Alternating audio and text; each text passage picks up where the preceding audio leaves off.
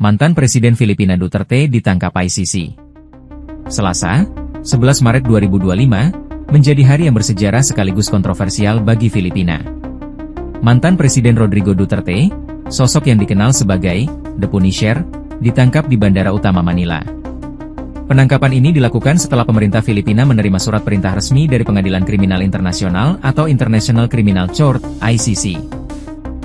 Tuduhannya, kejahatan terhadap kemanusiaan. Duterte, yang memimpin Filipina dari 2016 hingga 2022, dikenal karena kebijakan perang terhadap narkoba yang brutal. Selama masa pemerintahannya, lebih dari 6.000 nyawa melayang berdasarkan data resmi kepolisian. Namun, pemantau independen memperkirakan angka sebenarnya bisa jauh lebih tinggi, mencapai puluhan ribu korban. ICC telah menyelidiki keterlibatan Duterte dalam operasi anti-narkoba yang dianggap melanggar hukum internasional.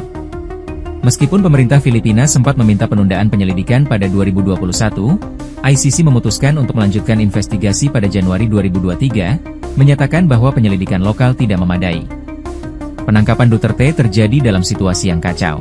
Setibanya di Manila setelah kunjungan ke Hong Kong, mantan presiden ini langsung dihadang oleh petugas. Jaksa Agung Filipina secara resmi memberitahukan surat perintah penangkapan dari ICC.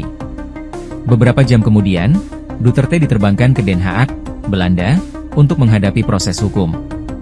Duterte, yang selalu bersikap tegas, pernah berkata dalam sidang Kongres pada 2024, "Tidak ada yang perlu saya sembunyikan. Apa yang saya lakukan untuk negara saya dan untuk generasi muda. Jika saya masuk neraka, biarlah." Sejak masa kampanyenya, Duterte telah menjanjikan perang tanpa ampun terhadap narkoba. Retorikanya yang keras dan tanpa kompromi membuatnya dijuluki Duterte Harry dan The Punisher. Janjinya untuk membersihkan Filipina dari narkoba berhasil memenangkannya kursi kepresidenan dengan 40% suara pada 2016. Namun, kebijakannya menuai kritik tajam dari komunitas internasional dan aktivis hak asasi manusia. Ribuan orang tewas dalam operasi polisi, banyak diantaranya diduga dibunuh tanpa proses hukum.